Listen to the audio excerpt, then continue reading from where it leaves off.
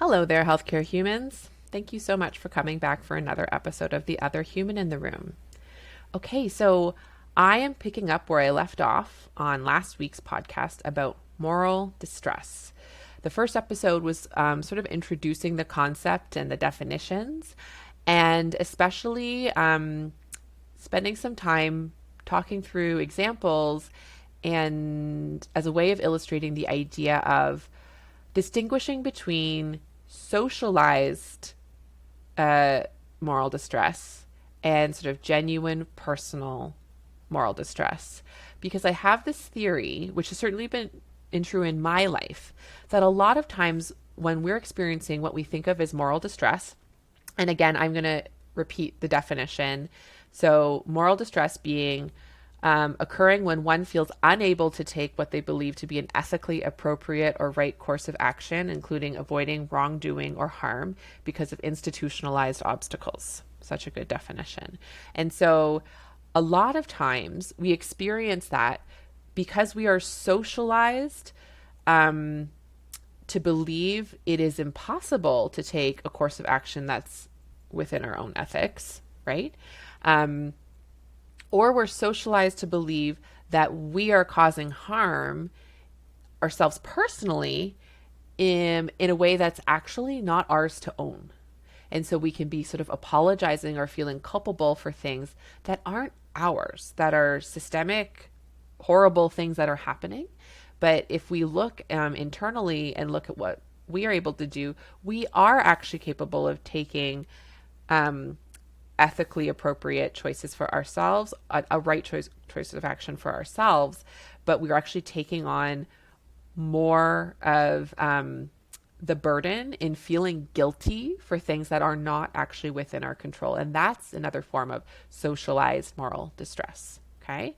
And as I said, so say we're experiencing socialized moral distress. So under the surface, really, when we look at it, okay, our actions actually are not violating our personal values. That doesn't mean that now we feel better. And it means that we can now start feeling the actual emotions that come with witnessing pain and suffering without also taking on the responsibility of that pain and suffering, right? So this episode, I want to talk about how we actually figure out how to distinguish the two and how we process the emotional impact that all of these things have on us. Because whether it's socialized or personal moral distress, it's still distress. It's still a whole whack of emotions that are hitting us. Like when we see someone in a horrific suffering situation in ethically complex territory, we feel that in our bodies. We are social creatures at heart. A lot of us who go into healthcare in particular, like usually like quite empathetic. So we often feel even on a deeper level, other people suffering. We gotta, take care of that over here if we don't want it to become permanent damage inside of us. It is possible to witness grave injustice and suffering and feel the weight of it inside of ourselves without that permanently damaging us, burning us out, making us cynical, making us leave. It is possible to, I almost call it like metabolize the emotions that come with really being with other humans at times of suffering and pain, including times where you're witnessing things being unjust, where you're witnessing things be immoral according to your standards. And it's still not easy to do, but it's easier to do if you also don't think you're participating in that immorality and are culpable for it. Do you see? So that's why it's important to pull apart the difference. And then next episode, I am going to address what we do when we realize, oh no, we are culpable. I actually have, once I pulled apart and processed the emotions, like I'm going to talk about on this episode, I realized I actually do have genuine guilt because I have been participating in a way that is not in line with my morals. We'll talk about what to do about that on the next episode. Okay. But this one is just like processing the emotions to just even figure out, is this socialized? Is this genuine? Like what's happening here? Right. So that's what we're doing this episode. So there are two components to this that help both you feel better. So like if you've just experienced a situation that was horrible and you're feeling what feels like moral distress to you, what do you do with it to actually like get your brain clear, get your body clear? I think most people don't really necessarily have the practice skills modeling to do this step. And that means you don't even know how to take action or what your values are or anything. Okay. So this is like really the most critical one to me. Two parts of it. The first is feeling those feelings, feeling them all the way through, really feeling them, accepting them, processing them. Such an important component, and really listening to our emotions and what they're trying to tell us. The second component that I'll talk about later is really like accepting reality as it is, which we can't get to if we don't feel emotions. Like in some ways, kind of what I'm saying is like moving through the stages of grief, you know, denial and bargaining and anger and depression. And then the last step is like the acceptance step. I do think it's really mostly about feeling our feelings. It just makes everything a lot clearer when we practice doing it. And this is usually the step none of us have had great skills or modeling to know how to do. It's been the most revolutionary thing in my life. It's why I talk about emotions all the time. So how can I really sit with the emotions? I've just had this horrible experience that I've had at work where leadership was horrific and the system is breaking down and patients are suffering as a result. And I'm going home and I probably just want to like turn it all off and scroll on social media or drink something or vent about it. And all of those are beautiful self-soothing techniques, by the way. I am not against any of those. But say we have some time and space to really sit with and feel the feelings of it. Can we tune into our bodies and say, what is here for me? Because we have to remember emotions are not weakness. Emotions are not inconvenient. Emotions are information. Emotions are signals from our body to tell us what we are perceiving as threatening. What are we perceiving as nourishing? What is there to help us or harm us in our environment? Why is anger here? What is my anger mad at? How do I feel violated, which is what happens that causes anger to come up? What has violated me today? What does my sadness have to say? How have I been wounded or hurt by what I've experienced today? What is my anxiety afraid of? What's my fear afraid of? What is my guilt telling me? What is my shame telling me? What are they telling me about myself and what I've done wrong or how I am wrong?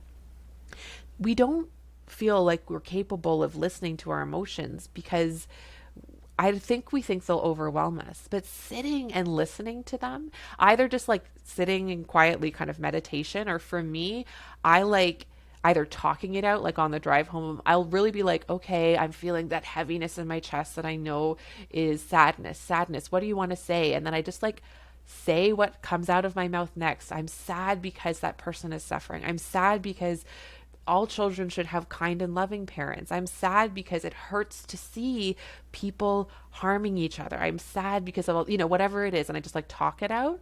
Or with myself at home, when I am not driving, I sit and I journal about it. What does my sadness have to say? Racism is just so horrific and it's hard to look at. And, whatever it is, like I let each of my emotions breathe and tell me the story that they're trying to tell me about what I have experienced, and try and just be as loving of a witness to myself as I can.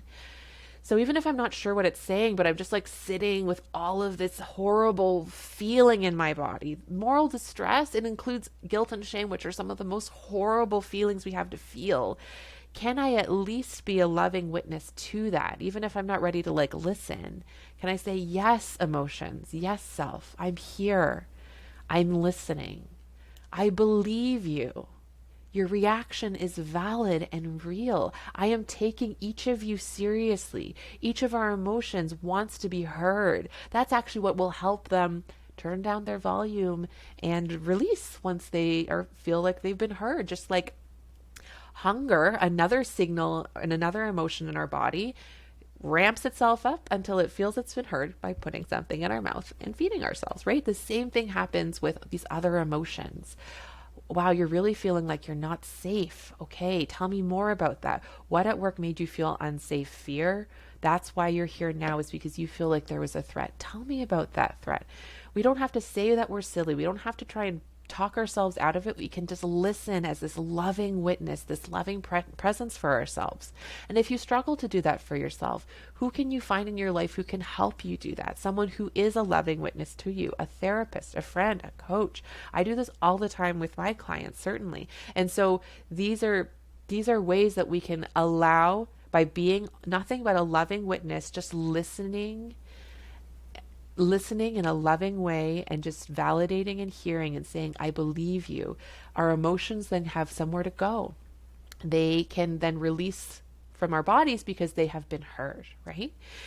And beyond that, so after especially we go through that stage where maybe the pain of them's a little less intense, then we're looking at what it is that our emotions were telling us.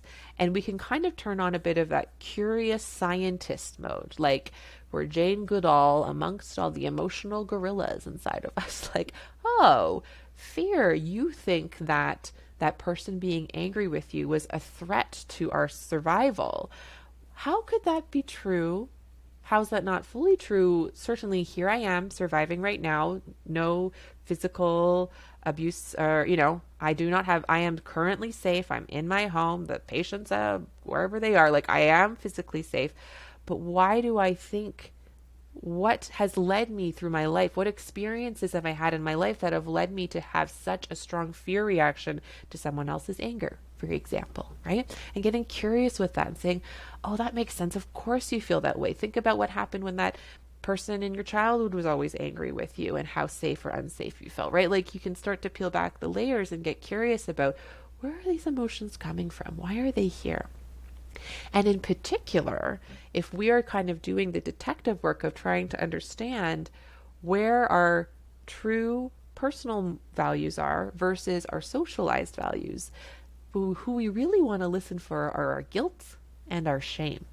And I'm going to tell you a spoiler that your shame is always socialized values, because you're never going to have values that include you being like a bad, disgusting person, which is the main message of shame. Shame's like, you're a piece of trash, you're useless, you're worthless, you'll never be enough. That's like shame all day. That's like the message of shame, is that you as a human are disgusting.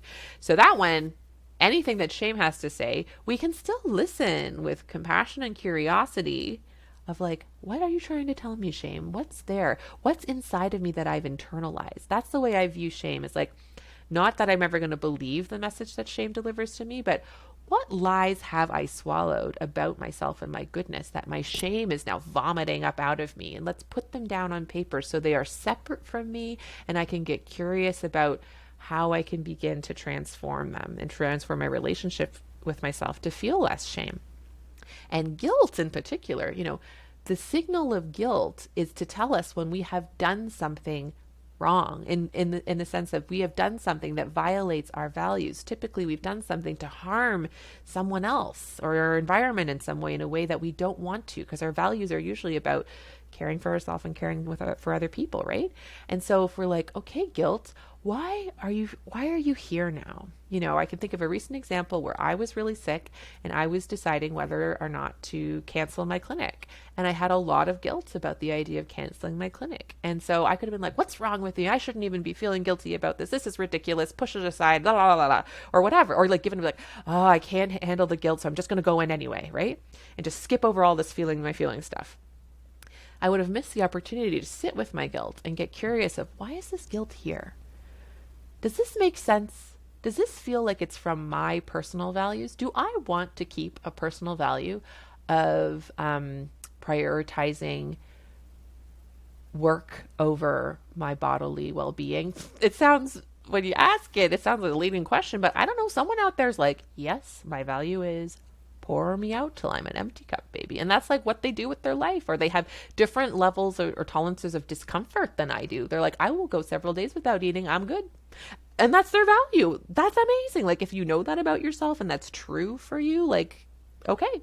I know for me, I have a value of generosity, but my definition of generosity is I will give freely out of what I have to give. And so it includes the value of always honoring my own capacity and only giving out of what I am capable of giving. I know that's my value. So then when guilt shows up as I'm trying to cancel the clinic, I'm like, okay, so I know my personal value is like giving only what's in my capacity to give, but I feel guilty making a decision, which would mean recognizing that I'm not capable of giving something to someone else. So this must be socialized distress, moral distress. This is a social conditioning that is causing me to feel guilty. It is not me, it is my social conditioning. And so I'm still going to honor the fact that I'm feeling this way. I'm still going to try and feel it all the way through, maybe move my body a bit to like give it space. I'm going to still give it so much tenderness and love and compassion, but I'm not going to actually listen to it and take action in alignment with that value of betraying my personal needs for my work, because I have a personal value that would violate instead, right? So socialized guilt, I am very willing to feel now, because I know in the end, it dissipates over time the more I actually just choose what's in my actual values to do. Because I show myself, look, you don't die. You cancel a clinic, you don't die. Someone's mad at you, you don't die. The man, doesn't think you're attractive, you don't die. Like whatever it is. People judge you on the internet, you don't die. Like, okay. And so some of those socialized guilt things get to leave us.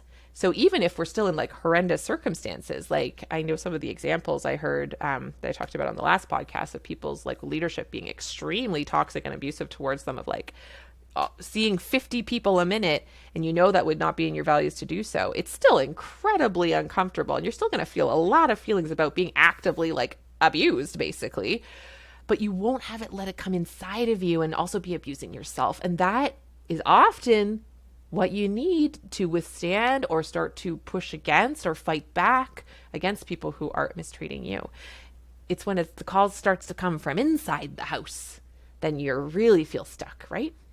And so that's that first step of that's what you get at the end of feeling your feelings, by the way. It is not only that you feel better, but you also get really important information about who you are as a person and what you care about in the world and what's happened to you. Like, really, when I say emotions or information, it is a rich treasure trove in there. So hopefully that gives you a good pitch for giving it a go and feeling some of your feelings.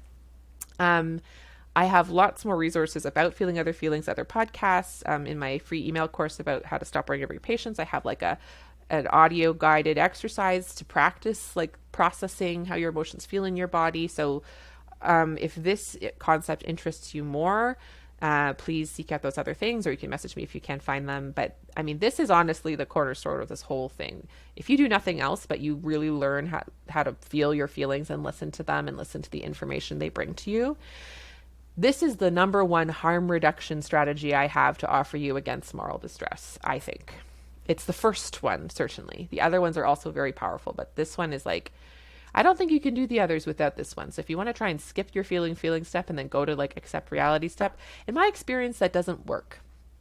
But with that, we are going to move on to the second strategy of this podcast, which is accepting reality as it is. So what do I mean when I say accepting reality as it is? What I mean is saying yes to what is, not because it's good, not that it's anywhere close to ideal or what we would want for ourselves or other humans in our society.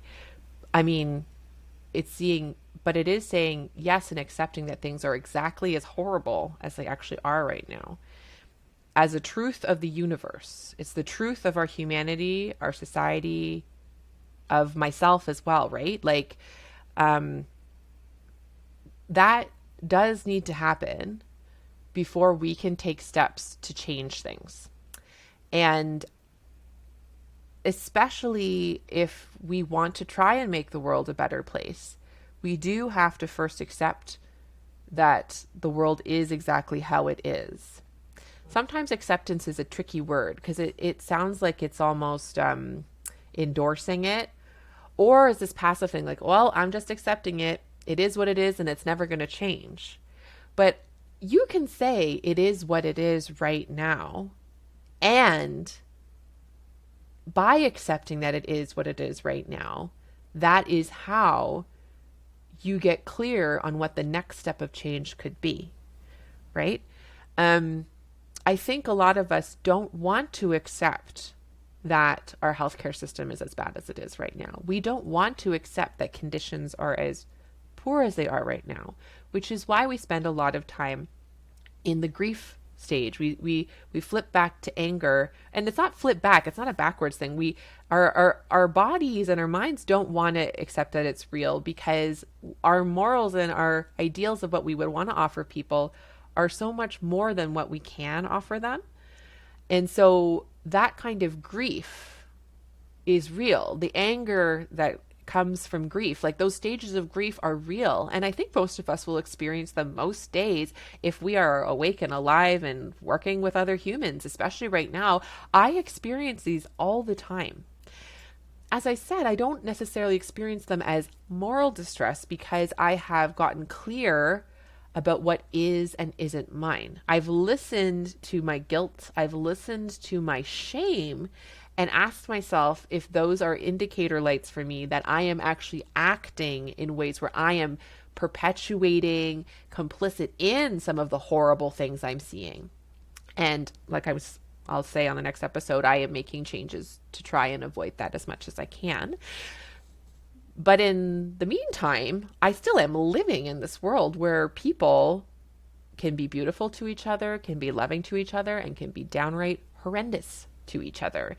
And the thing that happens when I say yes, as in I accept, as in I say this is the truth, I see it clearly what is happening, that is where I then have the power to decide what to do about it. I no longer feel powerless. I am looking at this system that says I'm going to have to decide who goes on the ventilator, and I can witness it without internalizing or being complicit in it. It is outside of me. And that will have a whole bunch of that grief reaction, like I said, being angry, being sad, but it is outside of me, and I am witnessing it, you know? And a part of accepting reality for what it is noticing the ways it is not outside of me. So noticing and looking with clear eyes at the places where I am complicit in the system, where I am perpetuating a harmful system and have harmed patients or myself or the planet or whatever in the process. And also feeling the pain of the guilt of that. And then that's where I'm really having that, genuine moral distress. So sometimes we don't want to feel that genuine moral distress because we have not been trained or modeled or encouraged to feel our feelings.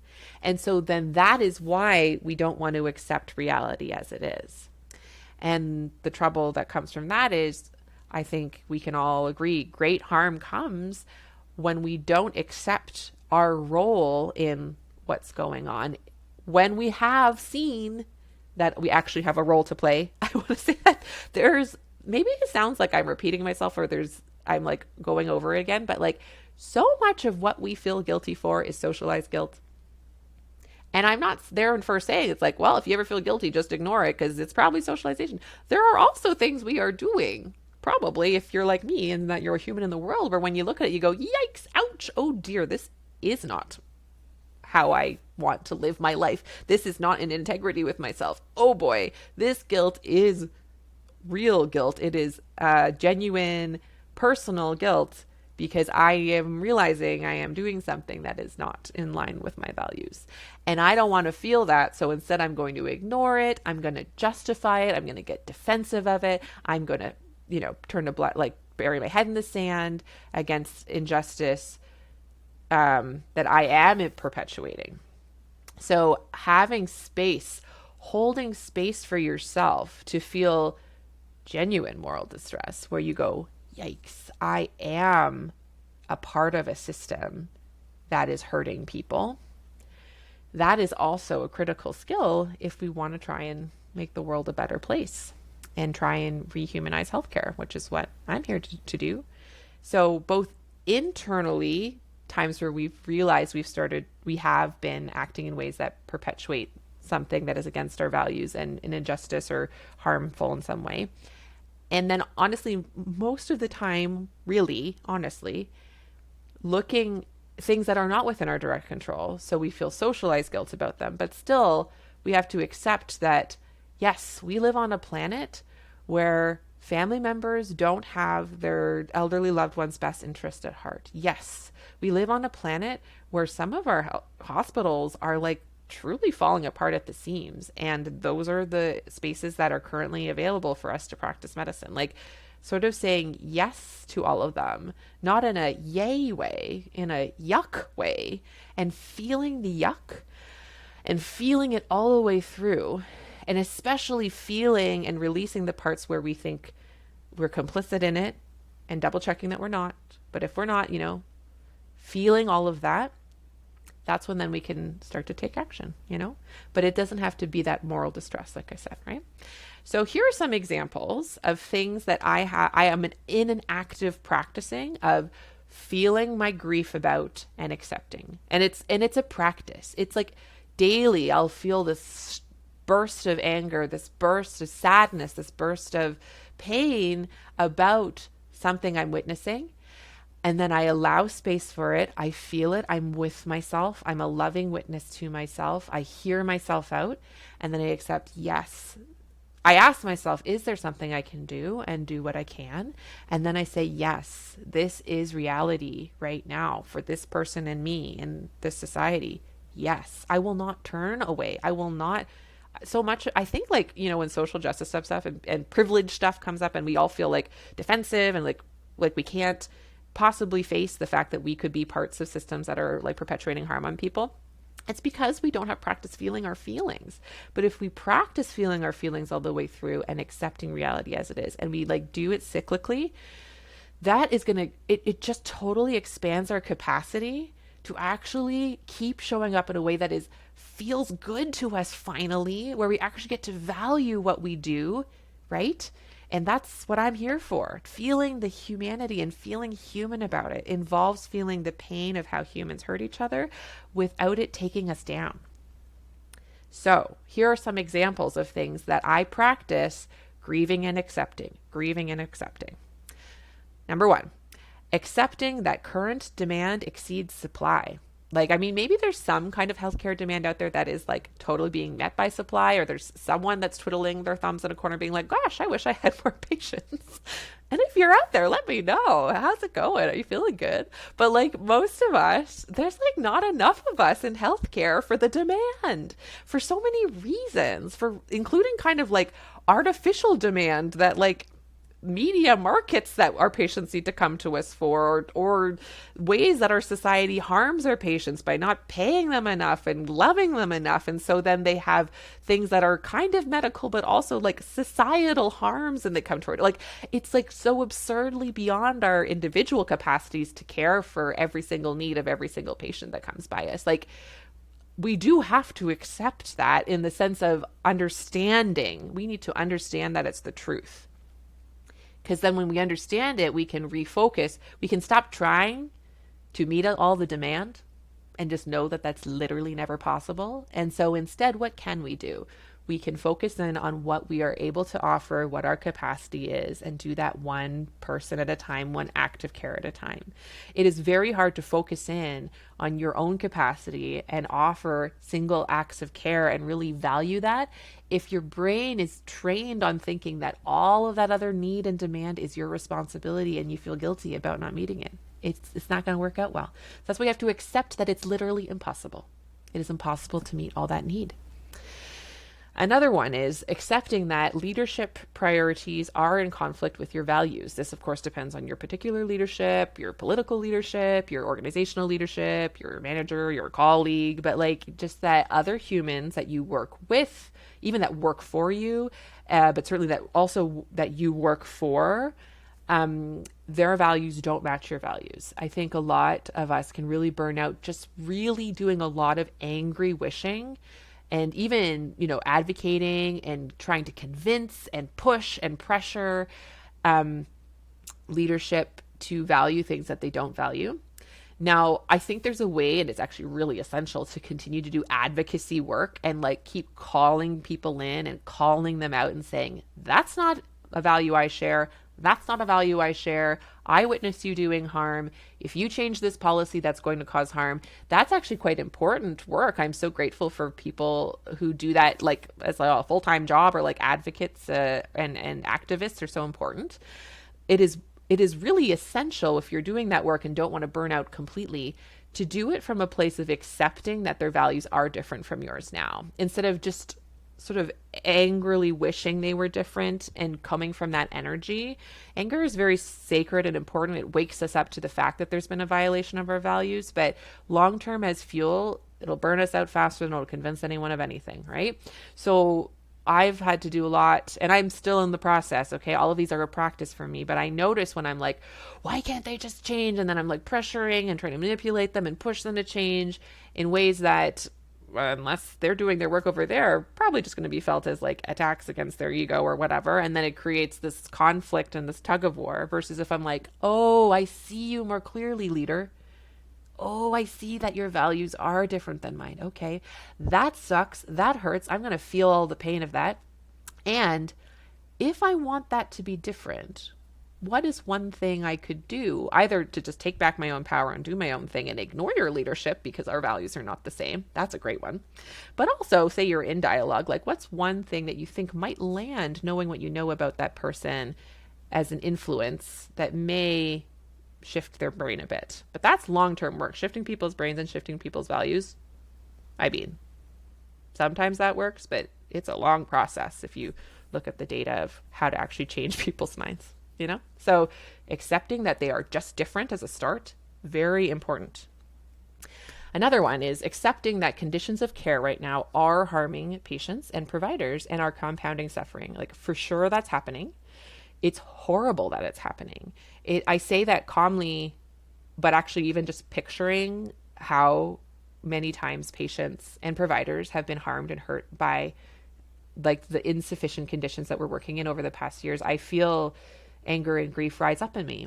And so I need to feel that all the way through and say yes to that grief every time it comes up, and honor it as being true, that it is wrong, and it is so wrong that that's how it is, and it is how it is.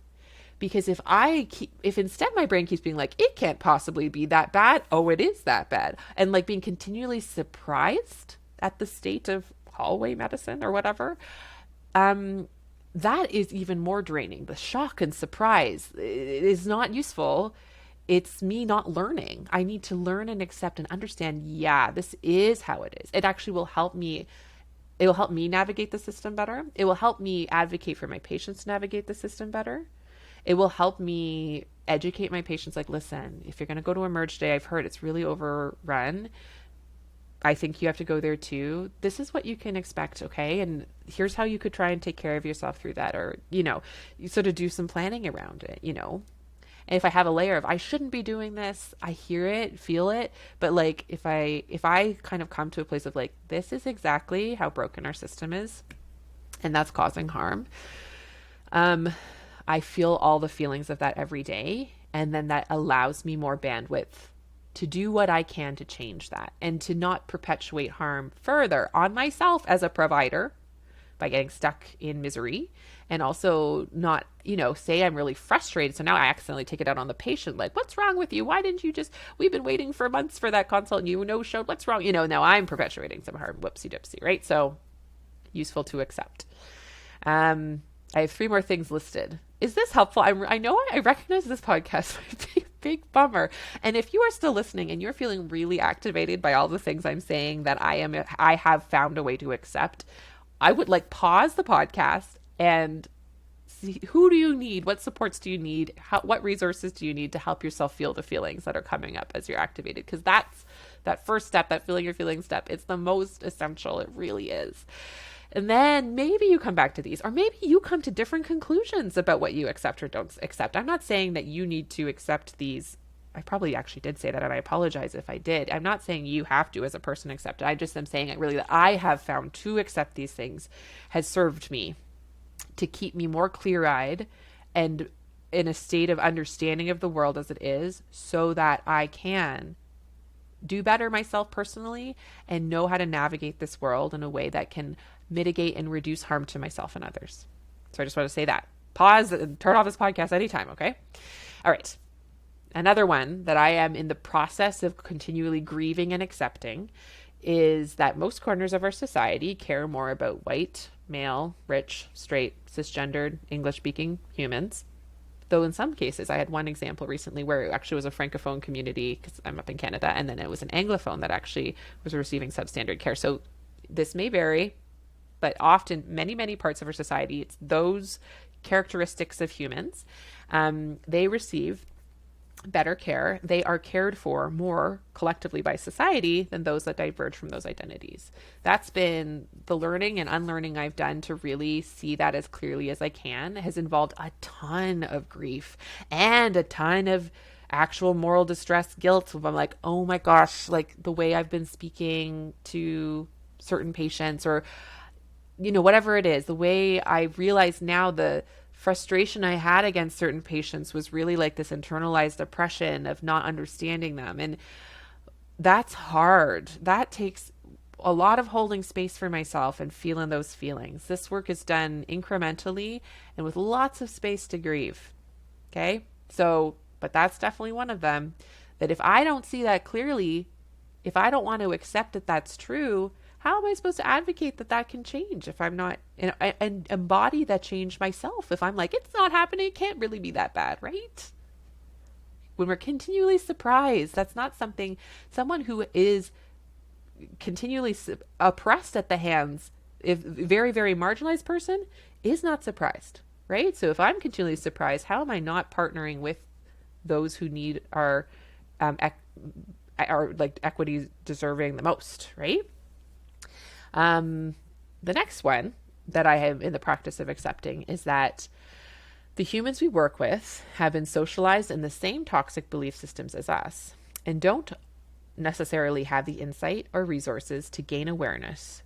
So instead they perpetuate it on us and our patients. So this one it is hard to continually reach a level of understanding of exactly kind of why and how, and at times offer compassion to why all the humans I interact with are the way they are. This is still certainly a constant process, but I at least can just offer myself some love and compassion and grief for times where people act so unkindly towards me or to my patients, or patients act so unkindly towards themselves or others. But I can start to see levels of understanding about why they may do the things they do. And it does make it way less of that surprise, shock, fear, anger cycle, and connecting with them instead. I feel less of a need to protect or defend myself when I have that level of understanding with them. So that's one I've been working on. And it's definitely a work in progress. And I think this last one is actually quite similar. So accepting and understanding the lengths a scarcity survival brain will go to preserve the survival of its body. And that includes me. So when I'm reacting in situations in a defensive way or a snarky way or a snappy way, accepting that that is reality and accepting that I am doing that for a reason, and accepting that that causes some amount of distress to myself and those around me potentially, right? And really kind of accepting that whole thing and grieving the fact that that is true, grieving traumatic experiences I've personally gone through, and then therefore I'm triggered by current situations because that grief process of what has happened to all of us that has left us here doing this to each other. That's another one. That's my list. It was a heavy list. I thank you for listening to that list. But those are the ones I kind of had thought of things that have helped me. Because so when we process the stages of grief and get to acceptance, and then the next day something else happens where we're like, another example of the pain of witnessing humanity, and process that grief, and we get in a regular process of it, then we see more clearly if this is a case of moral distress where we violated our own morals, or if it's a socialized case. And so, like I've said, then that can help us decondition the socialized guilt by taking different actions, or in both cases, it can either affirm that the actions we're taking are good and it's just socialized guilt, so we should just do it anyway, even though we have socialized guilt, or we can realize we have genuine moral guilt where we are taking actions that violate our genuine personal morals, and then we can begin the process of shifting our actions toward more aligned actions, which is what I'm going to talk about next time. Processing your emotions and accepting reality is tough work, you know? And like I said at the beginning, a lot of what I think we currently experience as moral distress is because we've been socialized to believe that we are guilty of things that are not things we need to be guilty of. There doesn't have to be a conflict between having a perfect consult note and listening and witnessing our patient's pain. We can decide that any guilt or anxiety we feel about not having a perfect consult note is socialized anxiety and guilt. And really, if it is your values, you decide. But for me, my values are, okay, what if I spend the vast majority of my time and energy in this encounter connecting and understanding this person in front of me? Because that always feels better, honestly. And then whatever energy I have left can go into like barfing out a consult note that might have some useful things in it. The process of undoing that is not even a moment of moral distress. Like a lot of things we think are in conflict with each other, and we think we can't win either way, and we're only a good doctor if we somehow do both things that are in conflict with each other either way. Usually at least one of those things is like a false standard of being a good doctor that we don't have to embody. And the way we can do that is by listening to times when we feel like we're in moral distress, where we feel like we're stuck in a quandary, and listening deeply to our emotions, especially that guilt emotion, and saying, where does this guilt come from? Does this guilt reveal to me a value that is mine or a value that is others? And so if the value is the value of others, and we don't actually share it ourselves, but we just feel a lot of pressure to because of all of our lived experience, we can kindly and compassionately, one action at a time, work on letting go of the socialized guilt and doing the thing we want to do that feels good to you, that's in an alignment of our values to do anyway. And over time, then we can learn to trust our guilt as being a true, useful signal of a kind of distress that we want to listen to and learn from to take an action that actually feels good to us. So I hope that was helpful to you all. It was heavy. I talked about feelings a bunch. I talked about hard truths of the universe that can be tough to accept. So thank you for still listening if you are at the end of this one. But none of us have to do this alone. If this is something you ever want support over, please, reach out and contact me. This is a lot of what I do in my coaching, really. I feel like these episodes are really just me describing the underbelly of what my coaching is all about, actually. And so, if you are interested in more strategies, and especially the next episode is going to be how we start to practice aligned action. So action that's in line with our genuine personal values. Tune in. And I would love to share what I've learned about how we can do that, because it's not going to be an overnight shift. It involves a process, which means, again, we're going to have to feel a whole bunch of feelings about it. But we can do that, right? We can feel a feeling. If nothing else, from all of these podcasts, if you remember one thing, you can feel a feeling. You have great capacity to do so, because they're all sources of information that are there to tell you something, take care of you, and protect you from your environment.